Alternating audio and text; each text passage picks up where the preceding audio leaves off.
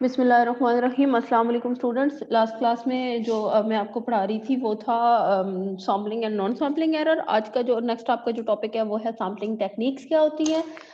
Sampling techniques is there are two kinds of techniques in the selection of the sample. One is the probability sampling technique and second is the non-probability sampling techniques. Probability sampling में कौन कौन सी होती है जी? Simple and probability और non probability से क्या मुराद है? प्रोबेबिलिटी से मुराद ये होता है, प्रोबेबिलिटी सैम्पलिंग हम उसको कहते हैं कि जब हमारे पास जो हमारे सैम्पलिंग है वो सॉरी मैं कैसे कहना चाहती हूँ कि जो हमारे जो सैम्पलिंग यूनिट्स हैं उनके सिलेक्ट होने या ना होने की प्रोबेबिलिटी को हम लोग साथ में काउंट करते हैं, हम मैटर करते हैं कि हाँ जी अब हमने ये वाला जो सैम्पलिंग यूनिट है इसको सिलेक्ट करने होने की प्रोबेबिलिटी जो इतनी है, ये वाला जो सैम्पलिंग यूनिट है इसके सिलेक्ट होने की जो प्रोबेबिलिटी है वो इतनी है, इतने चांसेस है कि ये वाला सैम्पलिंग यूनिट सिलेक्ट होगा, इतने चांसेस है कि ये वाला सैम्पलिंग यूनिट सिलेक्ट होगा एटसेट्रा। इस तरह की जो चीजें हैं वो हमारे पास प्रोबेबिलिटी सैम्पलिंग टेक्निक्स में होती है। और प्रोबेबिलिटी सैम्पलिंग टेक्निक्स जो है उनमें एक है जी simple random sampling, systematic sampling, stratified sampling, cluster sampling. और नॉन प्रोबेबिलिटी सैम्पलिंग टेक्निक में क्या होता है? नॉन प्रोबेबिलिटी सैम्पलिंग टेक्निक से मुराद है जिसमें आप लोग जो है वो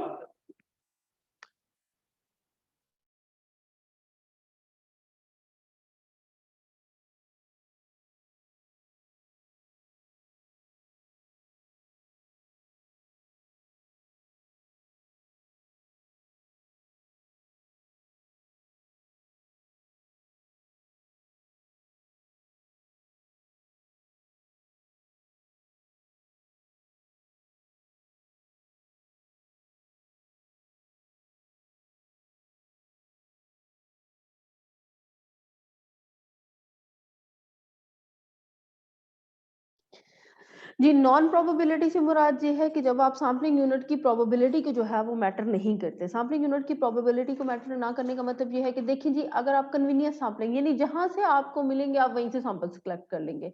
जजमेंटल सैम्पलिंग से मुराद ये है कि आप पहले सैंपल को लेने से पहले चेक करेंगे हाँ भाई मेरा सैंपल जो मैं सिलेक्ट कर रहा हूँ वो ठीक है या नहीं है। कोटा सैम्पलिंग मतलब कि मेल्स में से कुछ ले लेंगे, फीमेल्स में से कुछ ले लेंगे या डिसेबल पर्सन में से कुछ ले लेंगे, तो इसमें प्रोबेबिलिटी मैटर नहीं करती है। Convenience sampling, judgemental sampling, quota sampling and snowball sampling, ये सारी जो टेक्निक्स है ये नॉन प्रोबेबिलिटी सैम्पलिंग की है। नेक्स्ट जो आपको डेफिनेशंस का पता होना चाहिए, एक आपको पता होना चाहिए एक्यूरेसी का और एक आपको पता होना चाहिए प्रिसीजन का। एक्यूरेसी क्या होती है हमारे पास? एक्यूरेसी और प्रिसीजन नॉर्मली जब हम लोग यूज करते हैं किसी जगह पे तो हम दोनों को एक ही चीज ले रहे होते हैं, लेकिन बेसिकली ये दोनों सेम नहीं होते। Accuracy is something else and precision is something else. Accuracy क्या है? Accuracy is the degree to which the sample estimate is choose to the true population value, close to the true population value.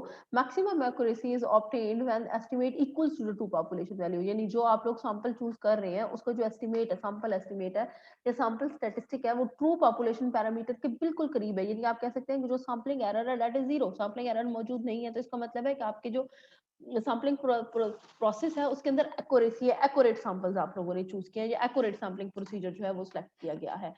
तो maximum जो वो है accuracy है वो कब obtain की जा सकती है? जब आपका जो एस्टिमेट है, स्टैटिस्टिक है, that is exactly equal to the true population value और true population parameter.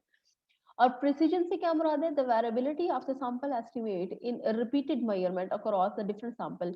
Maximum precision is obtained when the estimate is the same across all the samples. यानी आप एक पॉपुलेशन में से जितने सैंपल्स मर्जी है ले लें, सब में जो स्टैटिस्टिक है वो सेम रहे, तो इसका मतलब है हमारे जो सैंपल्स हैं दैट आर प्रिसाइज, प्रिसीजन इस चीज को कहते हैं। नेक्स्ट डेफिनेशन है that is for standard error. Standard error क्या है? The standard deviation of the sampling distribution. Standard deviation मैंने आपको लास्ट क्लासेस में बताया हुआ है इसकी स्टैंडर्ड डेविएशन क्या होती है। Standard deviation of sampling distribution of statistic is called standard error and denoted by SE. Standard deviation किसकी स्टैंडर्ड डेविएशन? सैम्पलिंग डिस्ट्रीब्यूशन की स्टैंडर्ड डेविएशन जो है उसको हम स्टैंडर्ड एरर कहते हैं। और हम डिनोट किससे करते हैं? एसई से। और ये सैम्पलिंग डिस्ट्रीब्यूशन क्या है ये भी नीचे वाले लेक्चर में आपको अभी आज की लेक्चर में मेरे ख्याल में आपको पता चल जाएगा। नेक्स्ट है ये देखिए सैम्पलिंग डिस्ट्रीब्यूशन की बल्कि एग्जांपल आ गई। Sampling distribution is a probability distribution of value of statistics such as sample mean, sample variance और the sample population. Sample mean, sample variance या सैंपल पॉपुलेशन को जब आप लोग उसकी फ्रीक्वेंसी डिस्ट्रीब्यूशन कंस्ट्रक्ट करते हैं तो that is called sampling distribution. और उसकी फ्रीक्वेंसी डिस्ट्रीब्यूशन आप कैसे कंस्ट्रक्ट करते हैं वो आपको प्रैक्टिकल एग्जांपल में हम बता देते हैं। Computed from all the samples of the same size n which can be drawn from a population of size capital N when sampling is done with or without replacement. Sampling with replacement and sampling without replacement जो है वो आप on paper जब sampling करते हैं तो आप दो तरह की करते हैं, एक है सैम्पलिंग विद रिप्लेसमेंट और एक होता है sampling without replacement. Sampling with replacement क्या है कि sampling is said to be with replaced या with replacement when we draw a sampling unit from a population and return it into the population before the next unit is drawn. In this case the sampling unit can be chosen more than once. यानी हम क्या कह सकते हैं यहाँ पे, हमारे कहने का मतलब ये है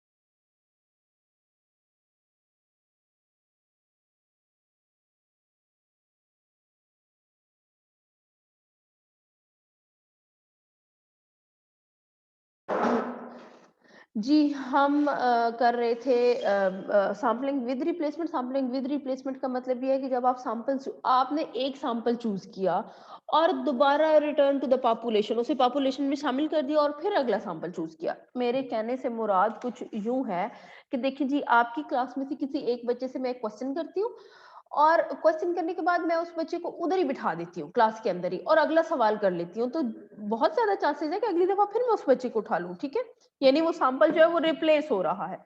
और सैम्पलिंग विदाउट रिप्लेसमेंट से क्या मुराद है, देखो जी, विदाउट रिप्लेसमेंट से मुराद ये है कि if we don't return the sampling unit to the population, यानी अगर आप में से किसी एक बच्चे से सवाल करती हूँ और उसको क्लास चाहे वो सवाल का जवाब ठीक देता है और चाहे वो सवाल का जवाब गलत देता है, उसको कमरे से बाहर निकाल दिया जाता है, तो वो बच्चा जो है उसको हम क्या कहेंगे कि वो हमारी दोबारा पॉपुलेशन में शामिल नहीं होगा। ठीक है, और जब वो हमारी पॉपुलेशन में शामिल नहीं होगा तो इसका मतलब है वो हमारी जो सैम्पलिंग हो रही है वो विदाउट रिप्लेसमेंट सैम्पलिंग हो रही है, यानी सैंपल हमारा रिप्लेस नहीं हुआ है। If we don't return the sampling unit to the population and draw on the next unit, the sampling is said to be without replacement. In this case, the sampling unit can be chosen only once. सिर्फ एक दफा जो है वो sampling unit, एक sample एक ही दफा select होगा, दूसरी दफा एक sample select नहीं होगा।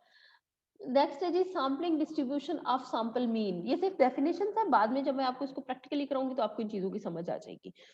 Sampling distribution of sample mean क्या है, the probability distribution of the sample mean computed from all the possible sample of size n, of size n, यानी आपने सबसे पहले क्या करना है सैम्पलिंग डिस्ट्रीब्यूशन में, आपके पास जो पॉपुलेशन दी गई है उसमें से आपने सारे सैंपल्स ड्रॉ करने हैं, सारे जितने पॉसिबल सैंपल्स हो सकते हैं सारे के सैंपल, सारे सैंपल ड्रॉ करने के बाद ही आपने आगे चलना है। ठीक है, which can be drawn from the population size n is called sampling distribution of the sample mean. Properties of, अब उसकी वो जो आपने सैंपल्स ड्रॉ किए हैं उसका आप निकालेंगे मीन और फिर उसकी आप फ्रीक्वेंसी डिस्ट्रीब्यूशन निकाले बनाएंगे और उसको हम कहेंगे सैम्पलिंग डिस्ट्रीब्यूशन। ये कैसे करते हैं आगे प्रैक्टिकल एग्जांपल्स में आपको पता भी चल जाता है। ठीक है, अब properties of sampling distribution of sample mean with replacement की भी प्रॉपर्टीज है और विदाउट रिप्लेसमेंट की भी प्रॉपर्टीज है। सबसे पहले मैं सैम्पलिंग डिस्ट्रीब्यूशन की प्रॉपर्टीज देख रही हूँ of sample mean with replacement. पहली जो प्रॉपर्टी क्या है, mean of the sampling distribution of sample mean is equal to the population mean. ठीक है, हमेशा जो सैम्पलिंग डिस्ट्रीब्यूशन का मीन आप फाइंड करेंगे म्यू, और ये नीचे एक्स बार बता रहा है कि सैम्पलिंग डिस्ट्रीब्यूशन है किसकी, मीन की, तो ये सैम्पलिंग डिस्ट्रीब्यूशन का मीन है और ये पॉपुलेशन का मीन है। तो पहली प्रॉपर्टी यही है कि हमेशा सैम्पलिंग डिस्ट्रीब्यूशन का मीन और पॉपुलेशन मीन आपस में क्या होते हैं, बराबर होते हैं। The variance of the sampling distribution of sample mean is equal to the population variance.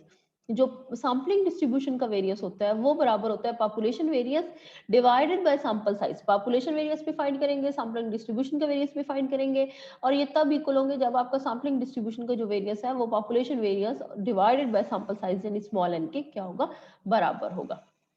Ji, third property है the standard deviation of the sampling distribution of sample mean is equal to the population standard deviation divided by positive square root of the sample size. ये वही ऊपर वाली जो property है, अगर उसकी दोनों तरफ से आप जजर ले लें तो सिर्फ इधर भी स्क्वायर खत्म हो जाएगा, इधर भी स्क्वायर खत्म हो जाएगा और नीचे क्या आ जाएगा, अंडर द रूट आ जाएगा। यानी वो वेरियस के लिए तो ये स्टैंडर्ड डेविएशन के लिए, वेरियस का आप जजर ले लेंगे तो स्टैंडर्ड डेविएशन आ जाएगी, और स्टैंडर्ड डेविएशन का आप स्क्वायर लेंगे तो आपके पास क्या आ जाएगा, वेरियस आ जाएगा। ठीक है, अब हम चलते हैं जी इसकी एग्जांपल की तरफ। पहली एग्जांपल हम लेके चलते हैं, पहली एग्जांपल है आप लोगों के पास, लेकिन ये पहली एग्जांपल मैं आपको कल की क्लास में करवाऊंगी, आज की क्लास में नहीं करवा रही मैं आपको।